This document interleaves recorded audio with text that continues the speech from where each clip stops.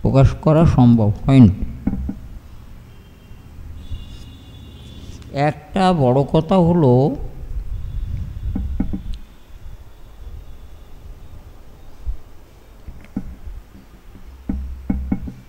ভক্তি, যা নিয়ে আলোচনা হচ্ছে, মহাপ্রভু যেটা বলছেন যে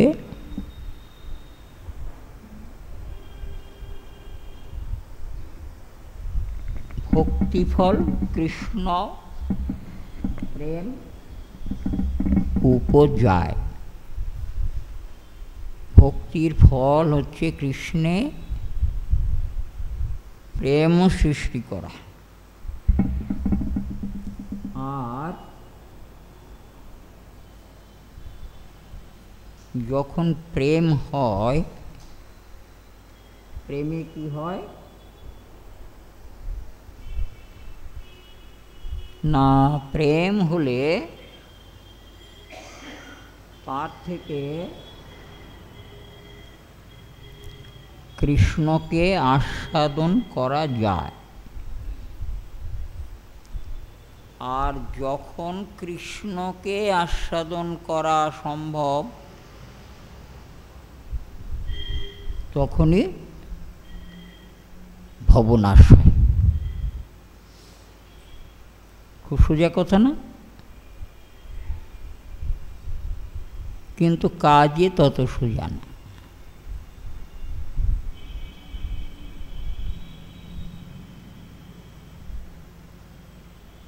সনাতনকে বলেছেন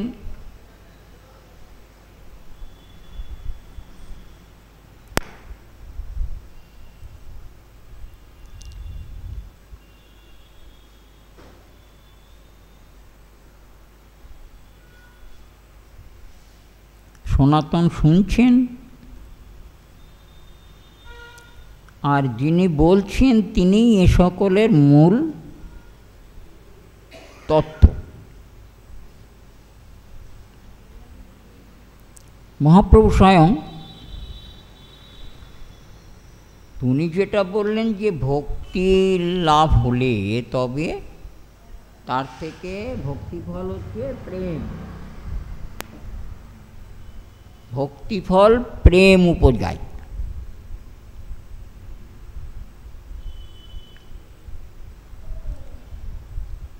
সেই ভক্তিটা কতটা প্রগাঢ় হলে তবে প্রেম হয়। প্রেম হওয়া মানেই তো বস্তুর সংস্রব লাভ করা।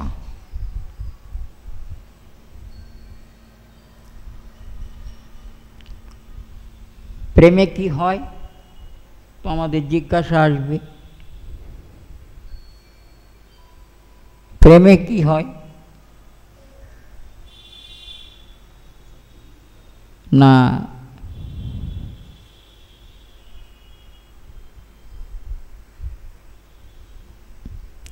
কভু হাসায়, কভু কাঁদায়, কভু ঘুমে গড়াগড়ি যায়।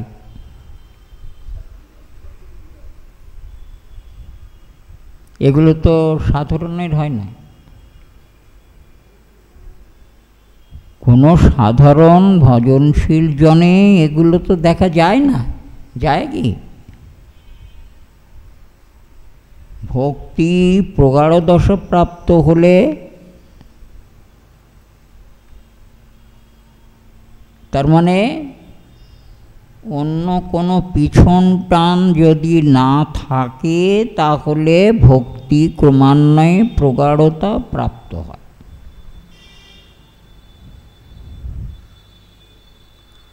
এই ভক্তির প্রগাঢ়তা প্রাপ্ত হওয়াটাই তো আসল সামর্থ্য।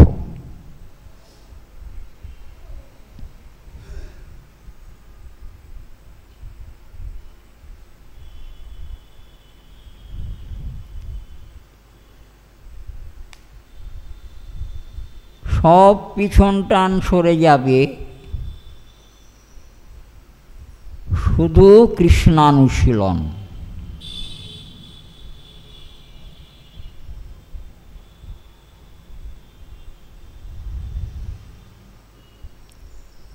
আর এই প্রকারে কৃষ্ণানুশীলনে একান্তমতি হওয়ার পরপর ক্রমান্বয়েতে প্রেমোদয় হবে। প্রেমোদয় তাহলে কতটা আপনত্ব করলে, আপনত্ব প্রাপ্ত হলে তবে প্রেমোদয় হয়।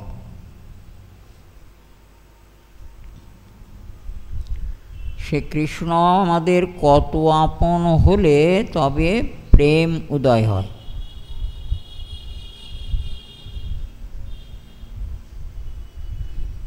পরের শ্লোকের মধ্যে যে কথা আছে, আমি আসছি পরে, এই যে আমাদের ভক্তিশাস্ত্র,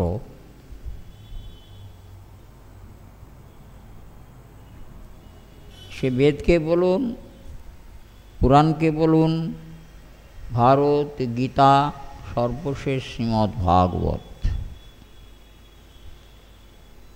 এজন্যে শুকদেব গোস্বামীপাদ ভাগবতের দশমে দশম অর্থাৎ দশম স্কন্ধের দশম অধ্যায়,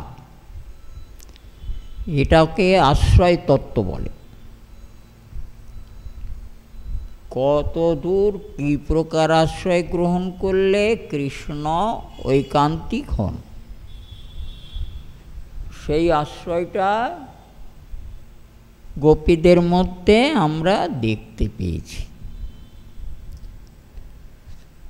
তাদের কিচ্ছু নেই, শুধু তাদের কৃষ্ণ। অন্তরে বাহিরে সর্বত্র কৃষ্ণময় হয়ে। শাস্ত্রে বলা হলো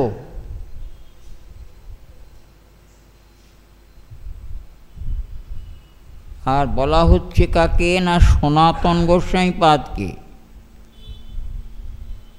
যিনি এই বিষয়ের পরম অধিকারী, তাকে বলা হচ্ছে। আমাকে আপনাকে বলা হয়নি।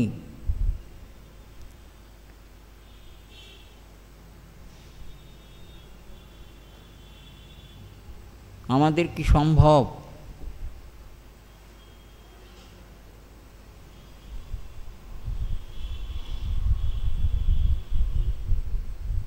আমাদের কি সম্ভব?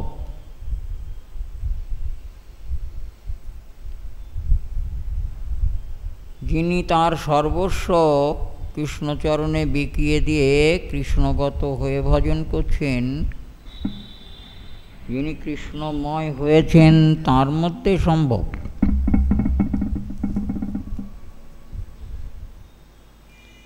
আরে প্রথমেই তো আমাদের মতন সাধারণ যারা, যাদের দেহ এবং দৈহিক ব্যাপারগুলোতে প্রচণ্ড আবেশ বর্তমান আছে, ক্ষুধা, তৃষ্ণা, ব্যাধি আদি সর্বতোভাবে যাদের দেহকে নিরন্তর চঞ্চল করছে,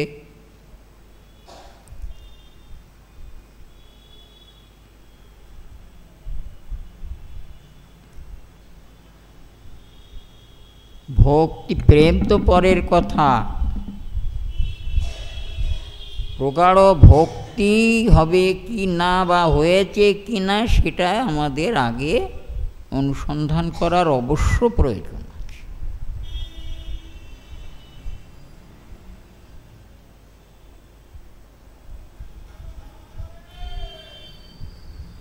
কতটা কৃষ্ণ ব্যাপারে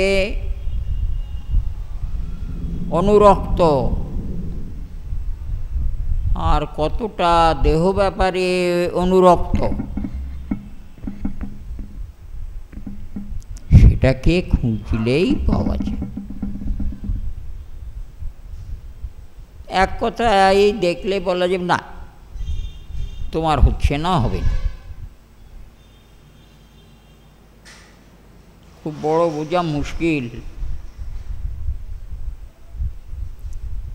ভক্তিফল প্রেম।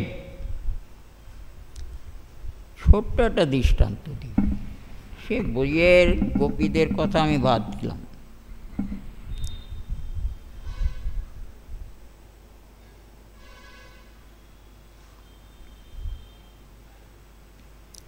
মীরাবাই,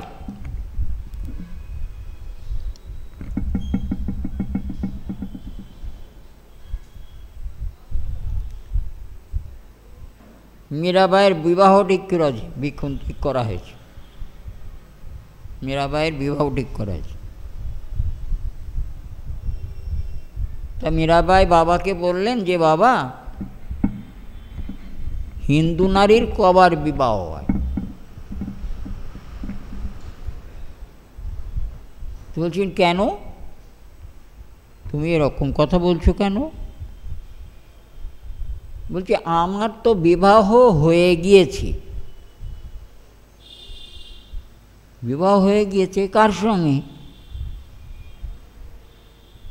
কেন? যিনি ঘরে বসে আছেন ওর সঙ্গে তো আমার বিবাহ হয়ে গিয়েছে, উনিই তো আমার স্বামী। নিশ্চয়ই আমাদের বুঝতে অসুবিধা হচ্ছে না। পিতা বললেন যে মা গো, উনি তো জগৎ স্বামী, কিন্তু কন্যা বড় হলে পিতামাতার তাকে সম্প্রদান করা তো একটা কর্তব্য। ইহজগতে এটা নিয়ম, তাই তোমাকেও সেই নিয়মে আমি বিবাহ দেবার জন্যে পাত্র স্থির করেছি।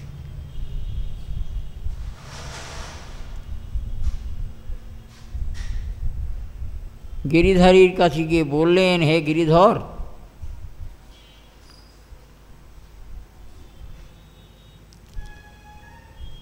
এ তোমার কি ছলনা?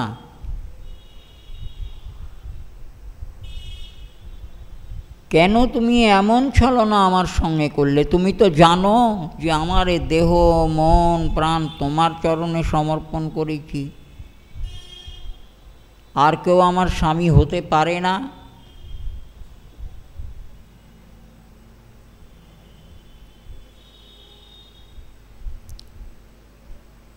এ তো ঘটনা গেল। তারপরের ইতিহাস অনেকে জানেন। তারপর যখন রানী গিরিধরকে ছাড়া জানেন না,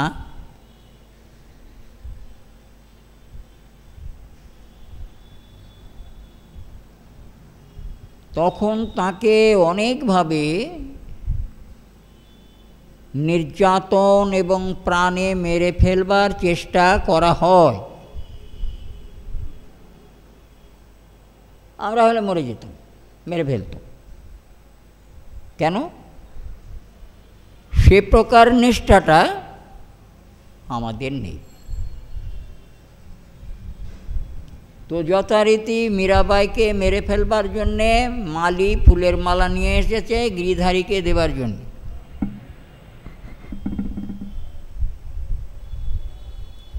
বলেছি মীরাবাইয়ের ঘরে দিয়েছে, রাজাজ্ঞা। মীরাবাইয়ের ঘরে দিয়ে এসেছে ফুলের ঝাঁপি, তার মধ্যে ফুল মালা, গিরিধারকে পরাবে। তো গিরিধারীকে যখন পরাতে গেলেন, তখন যেই মালা তুলেছেন দেখেন বিষধর এক গোখুর সাপ। বিষধর গোখুর সাপ, হ্যাঁ, একেবারে বড় ফনা তুলে তাকে ছবল মারবেন আর কি। আর ইনি কি করেছেন? সর্বান্তর্যামী গিরিধারী শরণাপন্ন হয়েছেন। সেই শরণাপন্নটা এমনই প্রগাঢ়,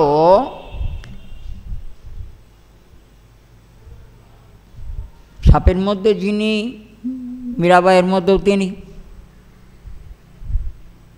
এত প্রগাঢ় স্মরণ, সেই মালাটা সর্পের মতন সে ফনা তুলে যেরকম অবস্থায় ছিল ওই অবস্থায় ওটা একটা ফুলের মালা হয়ে ঝাঁপির মধ্যে পড়ে গেল।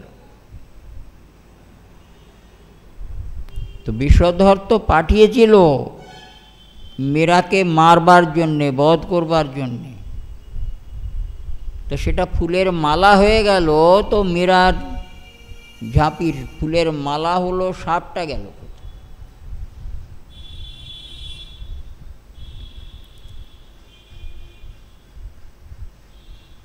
কে পারে এত বড় কার্য সাধন করতে? হয় কে নয়, নয় কে হয়। যার পরমাশ্রয়ে পরম বিশ্বাসে যাকে একান্ত জীবনের পরম সাথী বলে মনে করেছেন, তাকে রক্ষা না করে তিনি পারেন?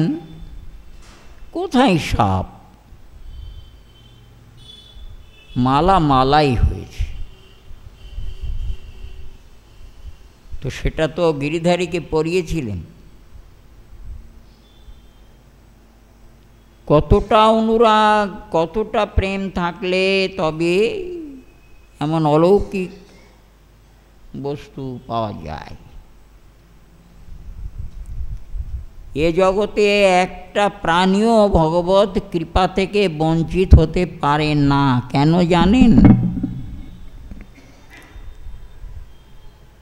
সমস্ত জগৎ তাঁর ইচ্ছাতে পরিচালিত হয়। আর যে জগতে তাঁর চরণকে মাত্র অবলম্বন করে অবস্থান করে তিনি তো চারে ছেড়ে যেতে পারেন না।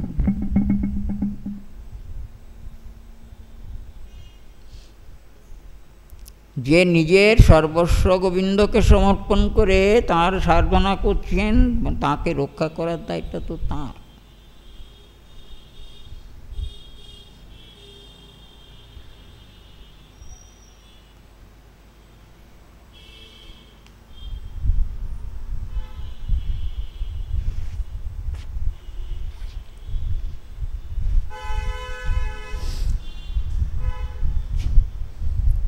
শ্লাঘা করা ভালো, কিন্তু আত্মশ্লাঘা করা ভালো নয়।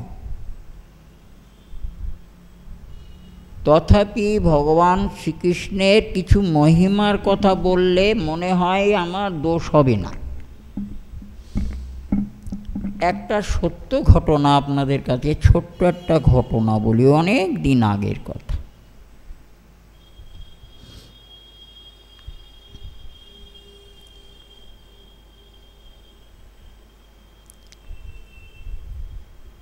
তখন বিভূতিভূষণ স্মৃতি সাধারণ পাঠাগারে আমি মাঝে মাঝে যাওয়া আসা করতাম। তো আমার নামে এন্ট্রি করে একটা বই একটা ভদ্রলোক নিয়ে যায়, হয়তো এন্ট্রিটা আমি করে দিয়েছি।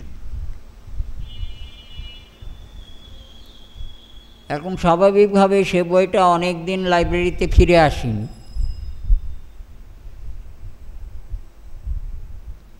তো আজকে আমাকে ওই লাইব্রেরির যিনি অ্যাসিস্ট্যান্ট তিনি আমায় বললেন, সুখদেব তোমার কাছে একটা বই আছে। আমি তো বই নিয়ে যাই না, ওখান থেকে আমি বই নিতাম না, খুব নিতান্ত দরকার না হলো কখন। বললেন আমি তো কোনো বই নিইনি এখান থেকে। বলি হ্যাঁ দেখো তোমার নামে সই করা আছে, দেখো তো এই সইটা তোমার তো।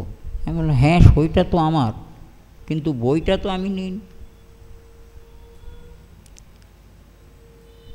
আমি কিন্তু সত্যই তখন ফ্যাসাতে পড়ে যাব, কারণ আমার সই আছে তো। এখন সেই বইটা যিনি নিয়েছিলেন আমার কিন্তু মনে নেই। তিনি দশচক্রে ভগবান ভূতের মতন, ভগবানের ইচ্ছাতে তিনি ওখানে দাঁড়িয়ে আছেন।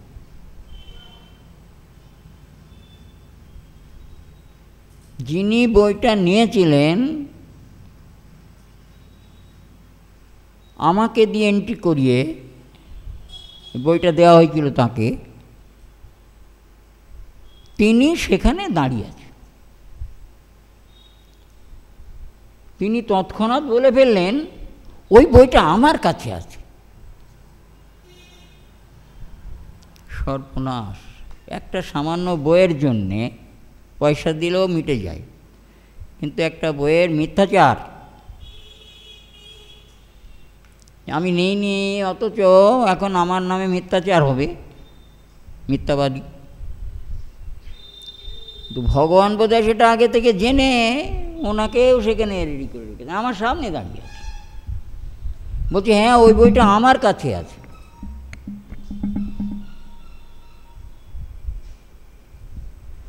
তখন আমি অ্যাসিস্ট্যান্টকে বললাম, তাহলে আপনি শুনে নিন, কথাটা ঠিক করে নিন, বইটা ওনার কাছে আছে, উনি আপনাকে বই দিয়ে, আমি কোনো বই নিইনি। এরকম সময় বিশেষে অনেক বিপদে মানুষ পড়ে, কিন্তু ভগবৎ শরণাপন্ন থাকলে তার কৃপাটা পাওয়া যায়। আমি তার শরণাপন্ন হইনি, অথচ তিনি জানতেন যে এখানে এই ঘটনাটা ঘটবে, তো তিনি তাকে এখানে রেখে দিয়েছেন। এর সৌভাগ্য দুর্ভাগ্য এসব কোনো কথা নয়,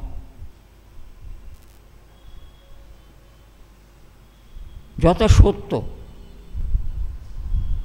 সেটা তখনই সত্যরূপে প্রতিভাত হয়ে গেল। উনি বললেন আমি বইটা দিয়ে যাব। আমি ওকে বললাম নাম হচ্ছে বিষ্ণু প্রামাণিক। আমি বললাম বিষ্ণুদা লিখে নিন, বইটা ওনার কাছে আছে, আপনি নিয়ে নেবেন। বললো আচ্ছা ঠিক আছে।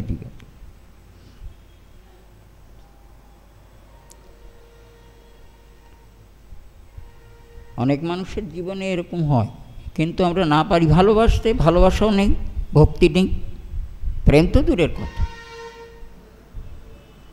আজ মীরাবাই তার প্রেমে যাকে ভালোবেসেছেন তিনি সর্বময় কর্তা, যাকে তাকে ভালোবাসেন, আর সব কিছু কর্তুম অকর্তুমের সামর্থ্য যার আছে, তিনি তার ভক্তকে রক্ষা করবেন না, এ কেমন কথা হয় না।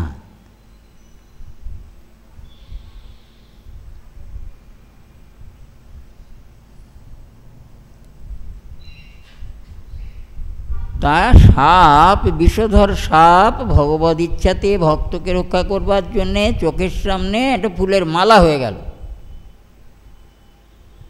প্রেম, নৈষ্ঠিকী প্রেম অনেক কিছু করতে পারে।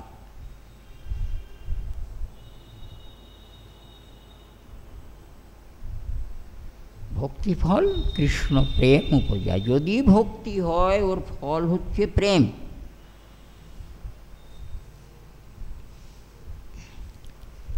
কথাটা বলে থাকলে হয়তো বলেছি, না বলে থাকলেও আর একবার বলবো। তা এই যে আপনাদের ভক্তিফল প্রেম এসব নিয়ে যে শাস্ত্রে এত আলোচনা করছেন, শুনছেন, কেন?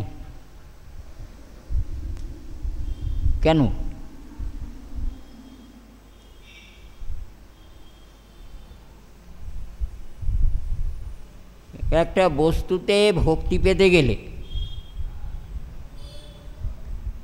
বাজার থেকে যখন একটা কোনো জিনিস দামি ভালো জিনিস কিনতে যান, তাকে তো 7 বার করে ভালো করে দেখে নেন তো নাকি? হ্যাঁ, না দেখে নিয়ে আসেন, ভালো জিনিস নিয়ে যান মশাই। পাকা লাউ দিয়েছে, ভালো জিনিস বলে পাকা লাউ, বাড়ি নিয়ে গিয়ে দেখে পাকা লাউ। এরকম হয় তো ওভাবে আপনি জিনিস নেবেন না। আপনি পয়সা দিয়ে জিনিস নেবেন যখন, তখন জিনিসটাকে ভালো করে উল্টে পাল্টে তা দেখে শুনে তারপরে নেবেন। তা কৃষ্ণেতে ভক্তিফলের কথা বলেছেন, তা ভক্তিফল কী দিয়ে হবে? আমি কৃষ্ণকে দেখলাম না, কিছু না, জানলাম না, চিনলাম না, তার ভালো করে দেখলাম না, দামি জিনিসটা পাবো আমি কোথা থেকে? কী করে কৃষ্ণের ভক্তিফল পাবো আমি তো তাকে দেখিনি। বলবেন কিছু? এ জিজ্ঞাসা আমার থাকতে পারে কি না? আমি যাকে দেখিনি, যার কথা শুধু শুনেছি, তাতে ভক্তি ফল লাভ করা, যে একটা ভক্তি ফলের মূল্য অনন্ত ব্রহ্মাণ্ডের ঐশ্বর্য দিতে পারে না,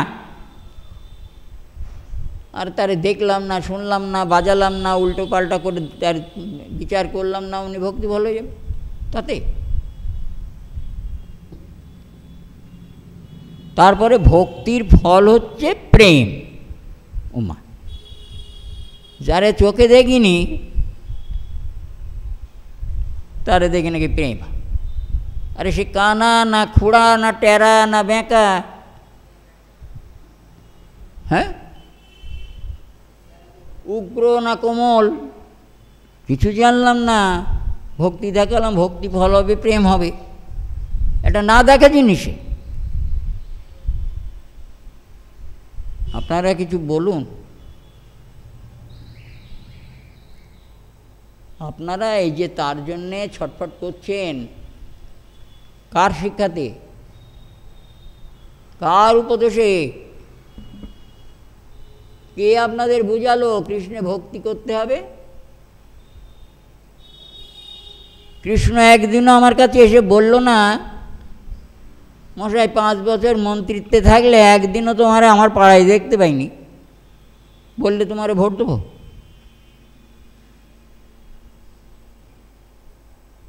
ভোটের সময় একেবারে হাত জোড় করে একেবারে কত কি দেখাচ্ছে মনে হচ্ছে। এদিকে একটা কলেও জল নেই পাড়ায়।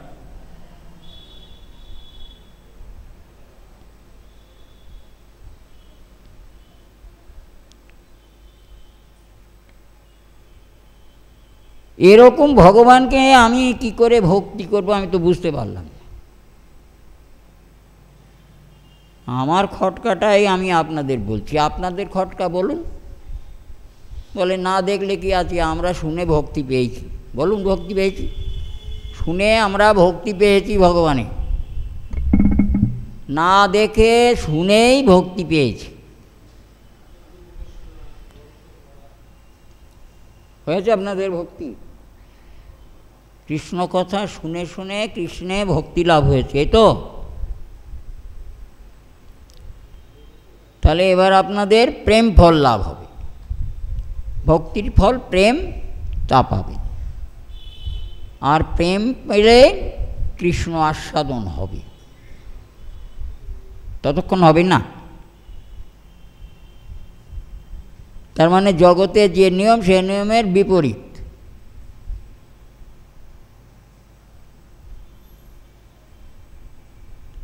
বলে শোনো, তোমরা যে মদ খাও, অত মূল্যবান মদ, তোমাদের ও খেয়ে নেশা বেশিক্ষণ থাকে না, নেশা ছুটে যায়। আর আমি যে মদ তোমাদের দেব না, শুনেই তোমাদের এমন নেশা হবে জীবনে আর ছাড়তে পারে। নিশ্চয় মনে আছে কথাটা? কে বলেছিল? কারা বলেছিল? জগাই মাধাই। কাকে বলেছিল? নিত্যানন্দ প্রভু। বলে এই মদ খেতে হয় না,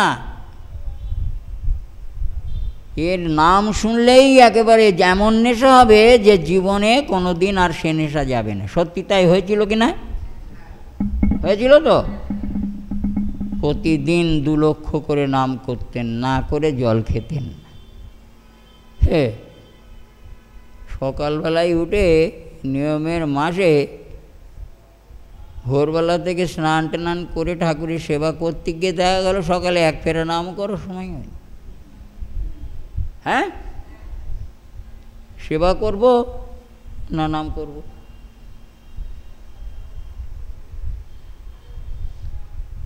দু লক্ষ নাম ওই মাথায় তলায় বসে, অশ্বত্থ গাছের তলায়, বট গাছের তলায় দুজনা মিলে 2 লক্ষ নাম করতে।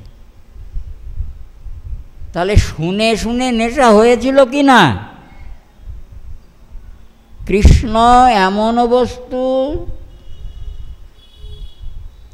যে দেখতে লাগে না। মহৎ কিংবা গুরুর শ্রীমুখ থেকে বিশুদ্ধ কৃষ্ণ কথা শ্রবণ থেকে প্রেম।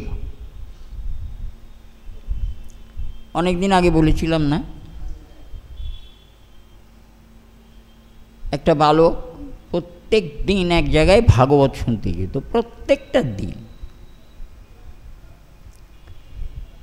সেখানে ভাগবত শুনে আর তার মা ঘরের সংসারে কাজ করতো, আর মন পড়ে থাকতো ছেলের প্রতি, ছেলে কি শুনে আজকে এসে আমাকে কি বলবে। ওই কথা শুনবার জন্যে প্রাণটা ছটফট করতো মার।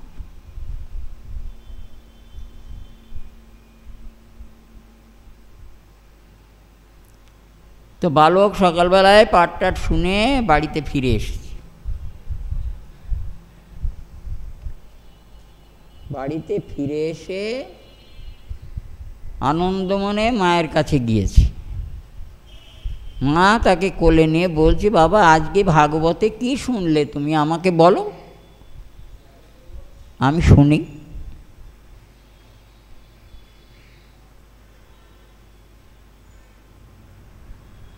তোকে শুনে এসেছে, দেখেনি তো, দেখেনি তো।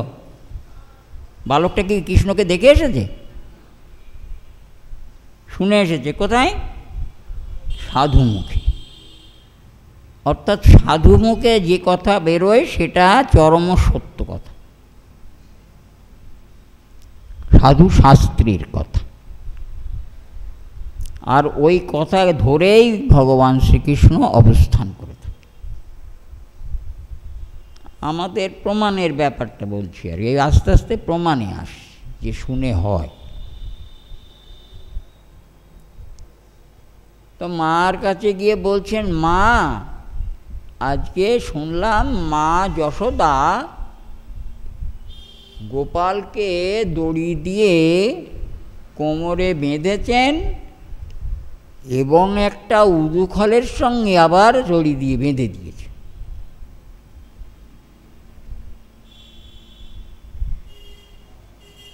মা বলছি, বলছিস কি? বলে, হ্যাঁ মা। সে কি রে, মা যশোদা এত বড় নিষ্ঠুর, ওই কচিকোমল অঙ্গে বাঁধন দিয়েছে, গোপালের কত না কষ্ট হচ্ছে। হ্যাঁ, তুই কি বললি এটা? মা যশোদা গোপালের কোমল অঙ্গে ব্যথা দিয়েছে? বালকটার তো কেউ নেই রে বাবা, বালকটার আছে শুধু মা। মা এই কৃষ্ণের বন্ধন কথা শ্রবণ মাত্রে প্রাণ ত্যাগ করল। বন্ধন মাত্রে মা প্রাণ ত্যাগ করল। কি বুঝলেন? স্ট্রোক হয়ে গেছে? স্ট্রোক হয়েছে? হতে পারে। তার মা কৃষ্ণের বন্ধন কথাটা শ্রবণ এবং সহ্য দুটোই করতে পারলেন না। কত অনুরাগ জন্মালে তবে এই প্রকার আচরণ হয়। দেহ ত্যাগ হয়ে গেল, বালকটার কি হবে তার তো জানা দরকার নেই।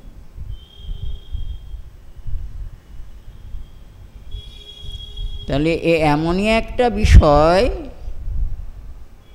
শ্রবণ থেকে তার স্বাদ লাভ করা যায়, আস্বাদ হয়। কৃষ্ণ মাধুর্য, কৃষ্ণ সেবানন্দের কারণ। কৃষ্ণের মাধুর্য, কৃষ্ণ সেবানন্দের কারণ। যত কৃষ্ণ মাধুর্য শ্রবণ করা যাবে তত প্রাণ মন আকৃষ্ট হয়ে যাবে। এই আমাদের সেই কৃষ্ণ, তার এত মাধুরী। তাই ব্রজে সব গোপী, নন্দ, যশোদা, অন্যান্য মাতৃস্থানীয় মাতৃস্থানীয়া গোপী, গোপ, যত কেউ আছেন বৃন্দাবনের, এরা তো দূরের কথা, পশু পাখি তারা পর্যন্ত কৃষ্ণ মাধুর্যে নিমগ্ন হয়ে আছেন। তাই তারা নিরন্তর কৃষ্ণের সেবা কার্যে রত সর্বতোভাবে। আর ওই কৃষ্ণের মাধুর্য আসলে ওরা তো সাক্ষাৎ, আমরা সবাই জানি।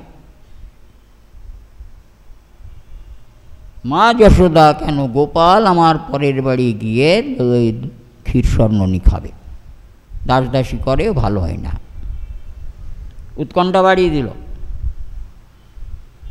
নিজে হাতে তৈরি করল। যেদিন নিজে হাতে পরম উৎকণ্ঠা দিয়ে তৈরি করলেন, সেদিন গোপাল মায়ের ঘরেই চুরি করলেন,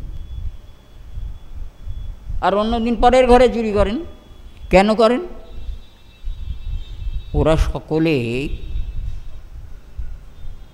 ভোর রাত্রি থেকে উঠে কৃষ্ণের নানা প্রকার ক্রীড়ামাধুরী আস্বাদন করবেন বলে প্রাণ মন দিয়ে যত্ন করে দই, ক্ষীর, মাখন তৈরি করে গোপনে রেখে দিতেন যেভাবে সম্ভব, আর দিয়ে তারা চুপচাপ থাকতেন না,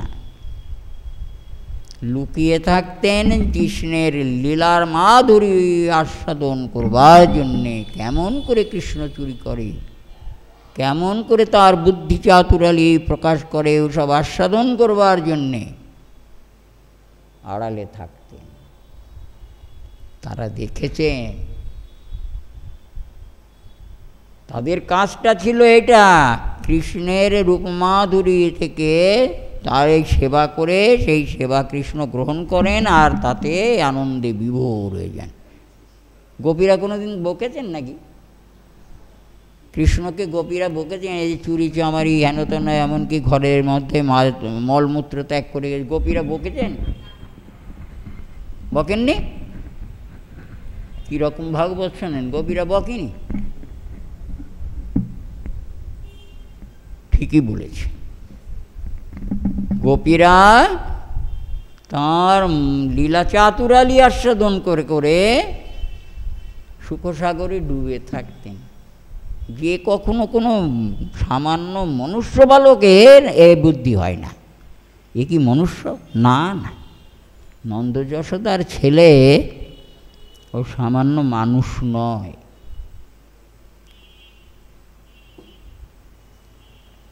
কৃষ্ণ মাধুর্য কৃষ্ণ সেবানন্দ প্রাপ্তির মূল কারণ। আমরা শ্রবণ করে করে কৃষ্ণ মাধুর্যেতে আমরাও ডুব দিতে পারি, এটাই জগতে সম্ভব। যে ভক্ত যত কৃষ্ণ মাধুরী আস্বাদন করবেন, তার অন্তঃকরণে ততই সেবা করবার স্প্রিয়া এবং সেবা করে আনন্দ লাভ করে। গোপীরা গোবিন্দকে ক্ষীর খাইয়েছেন, মাখন খাইয়েছেন, ননি খাইয়েছেন, তার থেকে তো আপনাদের মনেও জন্মায় ক্ষীর মাখন খাওয়াতে। কালে কালে সবার মধ্যে একই প্রকারে একই বস্তু ক্রমান্বয়েতে পরিভ্রমণ করছে, একইভাবেই ভক্তরা কৃষ্ণের সেবা করে চলেছেন, তার মাধুর্যাদি শ্রবণ করে তাঁর সেবানন্দ প্রাপ্তির জন্যে চেষ্টা করে চলেছেন। সেবা করে সুখী হন তারা, সেবা করে ভক্ত অবশ্যই সুখী হবে। কোনো ভালো জিনিস গোবিন্দরে দিলেই তার মন আপনা আপনি সন্তুষ্ট হয় কি না?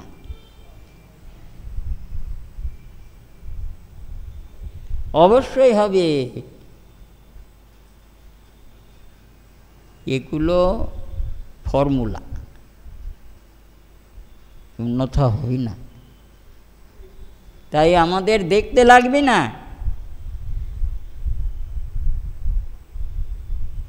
শ্রবণ, বিশুদ্ধ শ্রবণ থেকে ভগবতে অতি অল্পকালে বিশুদ্ধ ভক্তি জন্মগ্রহণ করবে, ভক্তির ফল প্রেম তা উদয় হবে। এভাবে হয়ে আসছে পরপর। এর অন্যথা হবে না। তো যাই হোক, আজকে আর কথা বলবো না। এই অল্প অল্প কথার রস আস্বাদনেতে আমরা মগ্ন থাকি। যদি বুঝে না থাকেন আমারে নিশ্চয়ই প্রশ্ন করতে পারেন, নিশ্চয়ই প্রশ্ন করবেন যে শ্রবণ থেকে ভক্তিফল এবং প্রেম হবে কিনা এবং ভগবানকে আস্বাদন করা যাবে কিনা। যদি কোনো ভ্রান্তি মনের মধ্যে থাকে বলবেন, আগামী দিন বলবেন, চেষ্টা করব আপনাদের সঙ্গে আস্বাদন করতে। নিতাই গৌর সীতানাথ প্রেমানন্দে হরি হরি বল। জয় নিতাই।